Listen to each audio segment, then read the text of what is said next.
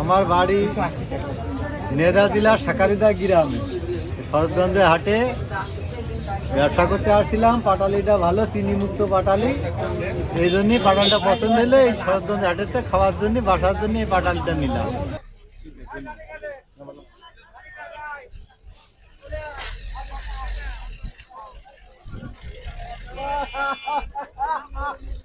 বলছি যে আমার এখানে পাটালির মান খুব ভালো, বুঝলেন।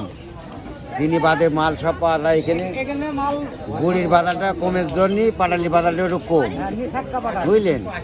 আর এই বেটা এখনো পাটি পুটি ঠিক মতন এখনো লাভেনি, লাভ নিবারে খুব চাহিদা বেশি হয়।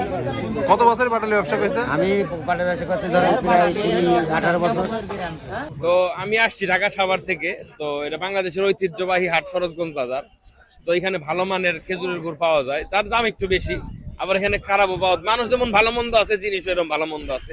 ভালোটার ভালো দাম, খারাপটার খারাপ দাম, এই অনুপাতেই শরৎগঞ্জ হাট চলতেছে। আপনি কোনটা কিনছেন?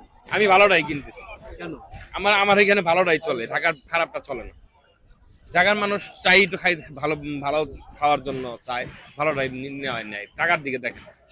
অন্যবার দাম কম? দাম এবার খারাপ না, ভালোই আছে, দাম বেশি না, কম। গতবারের থেকে এবার দাম কম। আমার পাবনা জেলা থেকে আসছি। আমার নাম গোবিন্দ কুন্ডু। গুড় কিনতে আসি শরৎগঞ্জ বাজারে, ভালো গুড় কিনি, চেক করে মাল কিনি। এই এবার গুড়ের কি অবস্থা? এবার ভালো গুড়ের মান আছে, বুঝছেন, খারাপ চিনিওয়ালা গুড়ের মান নাই। এই হাটে চিনিওয়ালা গুঁড়ো আছে, ভালো গুঁড়ো আছে, দুইটাই আমদানি হয়। তারপরে আমাদের চেক করে মাল কিনতে হয়। অন্য মানে আমার তুলনার থেকে ভালো গুড়ের দাম বেশি, চিনির গুড়ের দাম কম।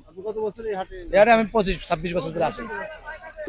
আমি দানাও বেশি, আমি গুড় বাইরে দিই বেশিরভাগ। আজকে সাইডে ধোল আনিলাম, তাই 5,000 টাকা বেচলাম।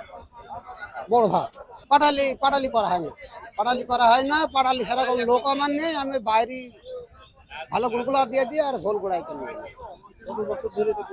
আমার মোটামুটি মনে করেন তার 10-12 বছর। এবার দাম ভালোই, একার খারাপ নেই, বাজার হিসেবে দাম একার খারাপ নাই। গুড় যেটা সেটা গুড়ের দামই আছে। লোকে তো চিনি দেন, সব গুড় নষ্ট করে ফেলে। আমাদের এই হাটটা 300 বছর ঐতিহ্যবাহী গুড়ের হাট। এই হাটে ঢাকা, চিটাগাং, বরিশাল, পাবনা ও বিভিন্ন জেলার থেকে ব্যাপারীপত্র এসে ক্রয় বিক্রয় করে থাকে। আমি দীর্ঘ 30 বছর এই হাট পরিচালনা করে থাকি। আমাদের এখানে ক্রেতা ও বিক্রেতা এসে কোনোদিনের ঝুঁকিপূর্ণর মধ্যে তাদের থাকতে হয় না। তাদের সার্বিক নিরাপত্তা আমরা দিয়ে থাকি। প্রত্যেক হাটেই প্রায় 2 থেকে 3 কোটি টাকার গুড় বেচা কেনা হয়ে থাকে এবং গুড়ের আমদানি হয় 8 থেকে 10 গাড়ি পর্যন্ত গুড় আমদানি হয়ে থাকে।